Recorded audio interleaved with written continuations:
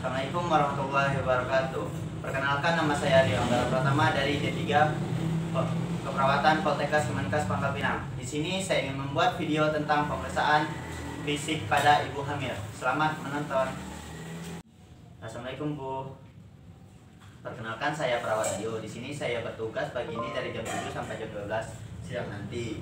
Di sini saya ingin melakukan pemeriksaan fisik ibu agar saya bisa melihat apakah ada gejala-gejala pada saat ibu hamil. Baiklah, sebelumnya, apakah benar dengan Ibu Lianda? Oh, saya lihat dulu Bang. Oh iya, Ibu Lianda. Baiklah Bu, apakah ada yang Ibu ingin tanyakan? Terima kasih Bu, saya akan mempersiapkan alat-alatnya dan Ibu selalu siap ya Bu. Baiklah, sebelum ke langkah pemeriksaan fisik, sebelum itu kita ada pemeriksaan TTP. Yang pertama, perhatikan tingkat energi ibu dan keadaan umum emosi ibu, postur dan sikap tubuhnya ibu, apakah kaku atau seperti yang lain. Yang selanjutnya, mengukur tinggi dan berat badan ibu itu mengikuti saja karena tidak ada alatnya. Setelah itu, mengukur tanda-tanda vital seperti tekanan darah,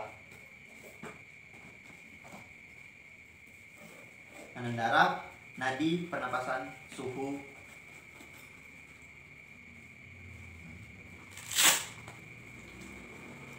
Suhu masuk dulu.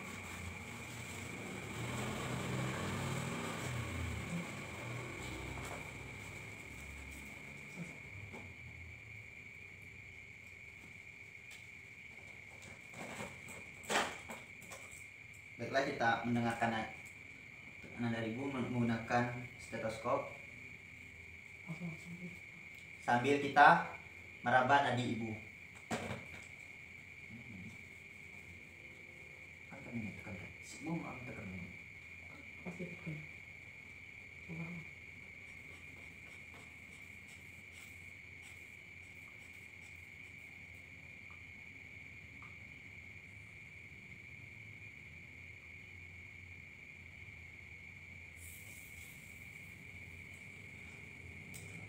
Baiklah, tekanan darah ibu normal 120/80.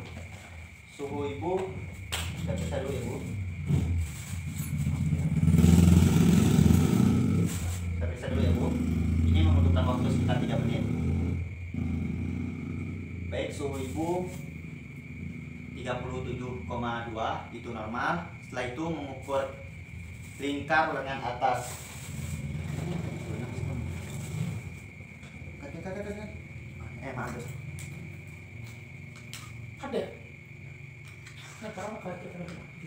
Kita mengukurnya dari lengan tengah sampai ke bahu ibu dan kita ambil titik tengahnya. Dan sini titik tengahnya sudah ditemukan, maka kita ukur lilanya. Misi Bu, coba angkat tangannya Bu.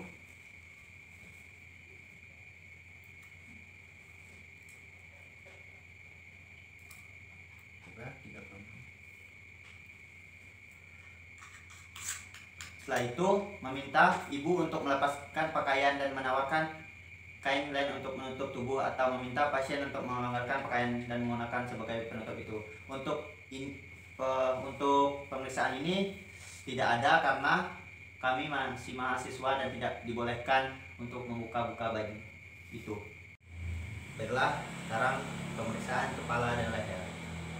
Pemeriksaan rambut ibu untuk melihat kebersihan, ketombe, alopecia, dan infeksi kulit.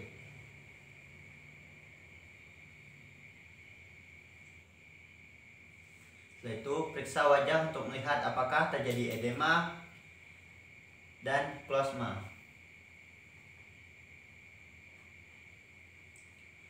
Setelah itu, periksa mata untuk melihat apakah pucat pada kelopak bagian bawah. Misi ya Bu. Berwarna kuning pada sklera. Setelah itu, periksa mulut untuk melihat. Buka mulutnya Bu.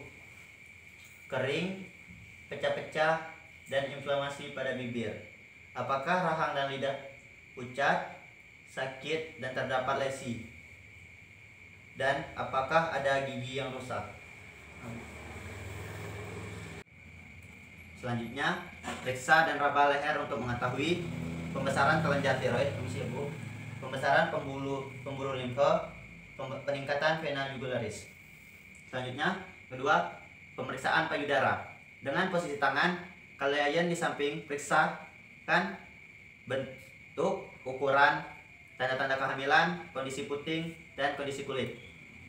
Pada saat ibu mengangkat tangan ke atas, kepala, dua-duanya. Periksa payudara untuk mengetahui adanya reaksi atau dimping. Lakukan palpasi secara sistematis pada payudara sebelah kiri. Sebelah kiri, sudah itu sebelah kanan juga, dan arah payudara, aksila, dan modular kalau terdapat massa dan pembesaran pembuluh limfe. Tanyakan tentang rencana menyusui ibu. Bu, sebelumnya rencana menyusui ibu ke depannya bagaimana, Bu? Secara lancar ya, baiklah. Ajarkan ibu cara merawat payudara dan melakukan pemeriksaan sendiri. Selanjutnya yang ketiga, pemeriksaan ekstremitas atas atau tangan.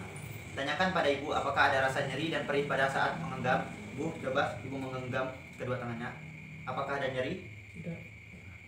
Periksa tangan dan jari tangan untuk melihat adanya edema, pucat pada telapak tangan dan ujung jari. Isi ya, Bu. Setelah itu selanjutnya pemeriksaan abdomen. Pemeriksaan inspeksi, yaitu kita melihat bentuk dan ukuran, bekas luka operasi, garis dan stray gravidarium, gerakan janin. Setelah itu tanyakan apakah ibu merasakan adanya nyeri pada Tanyakan apakah ibu merasakan adanya nyeri pada abdomen. Selanjutnya pemeriksaan ekstremitas bawah. Pemeriksaan kaki. Kita lihat apakah ada edema, varises, dan refleks patella.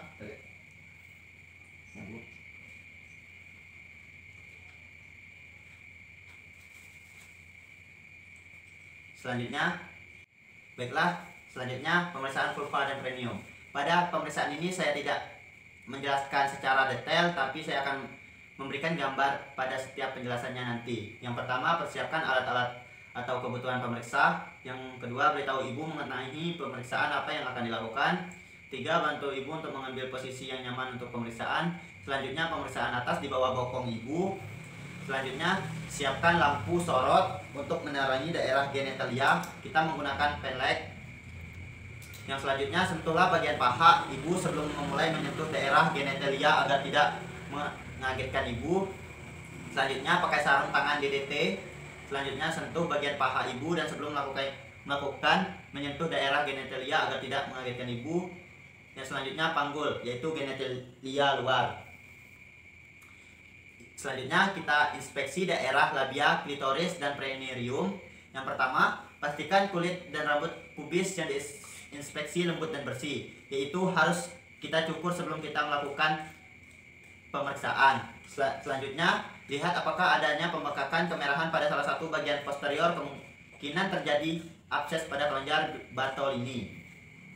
Selanjutnya, lihat apakah adanya jaringan parut, kemerahan, jerawat, atau luka yang menandai adanya infeksi.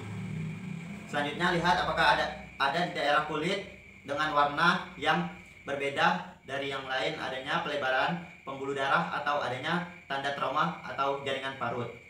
Selanjutnya, discharge yang abnormal, yaitu warna, konsistensi, bau, atau pendarahan yang kita lihat di daerah genitalia.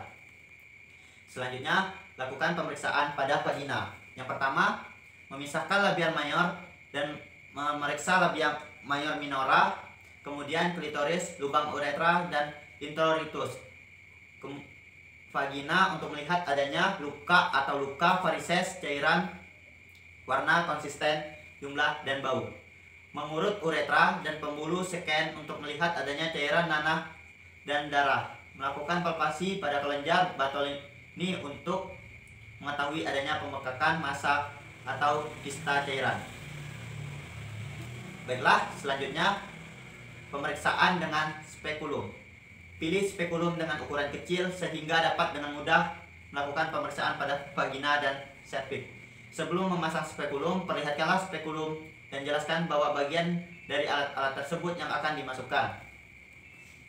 Selanjutnya, ketika memasukkan spekulum ke dalam vagina, anjurkan ibu untuk menarik napas. Bu, sebelum kami melakukan tindakan, ibu disarankan menarik napas dulu ya Bu, dalam hidung dan keluarkan dari mulut untuk membantu ibu lebih rileks.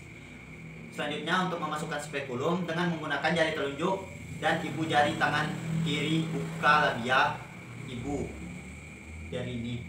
Kemudian jika vagina kering, maka gunakan lubrikan untuk melicinkan vagina atau menggunakan jelly. Dengan tangan kanan masukkan spekulum dengan ujung spekulum dalam posisi. Selanjutnya, dengan tangan kanan memasukkan spekulum dengan ujung-ujung spekulum dalam posisi ventrikal dengan sudut yang sedikit oblique.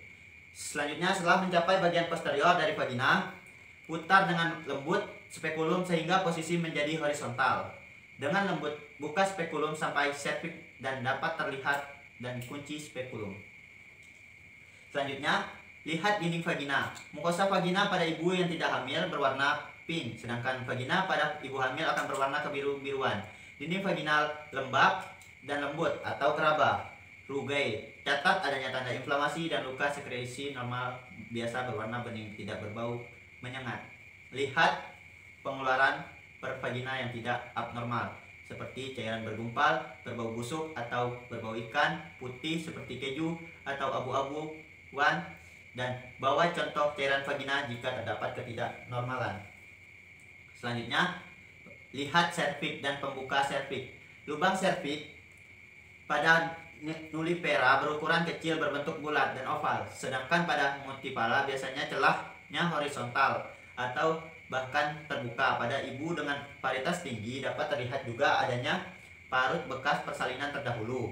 Catat warna serviks. Warna dapat menentukan juga diagnosis kehamilan.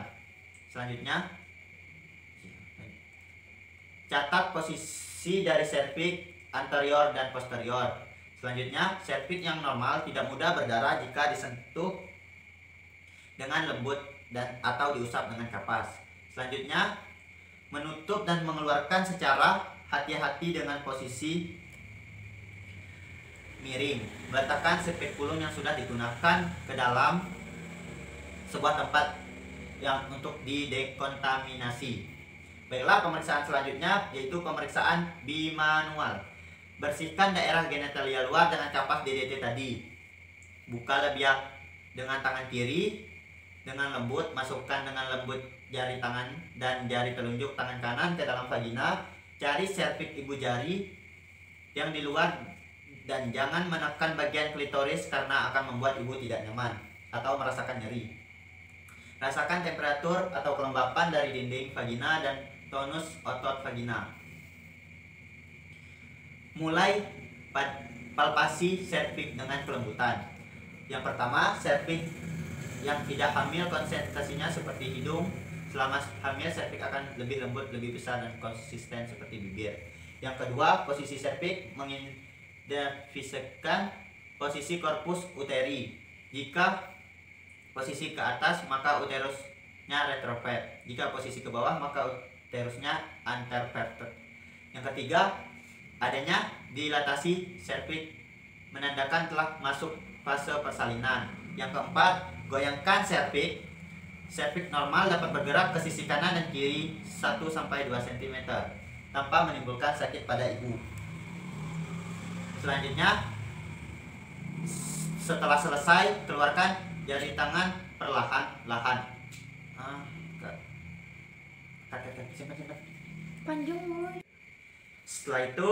Setelah selesai keluar jari tangan perlahan-lahan, basuh tangan yang berhandscoon di dalam larutan klorin 0,5, lalu lepaskan handscoon dan rendamkan atau dekontaminasi secara terbalik selama 10 menit. Bereskan peralatan yang telah digunakan, informasi pasien, hasil kegiatan, evaluasi respon pasien, dan lakukan kontrak untuk kegiatan selanjutnya. Baiklah, hanya itu yang dapat saya jelaskan tentang pemeriksaan fisik pada ibu hamil. Apabila ada kata salah dari pengucapan saya mohon maaf. Wassalamualaikum warahmatullahi wabarakatuh. Terima kasih.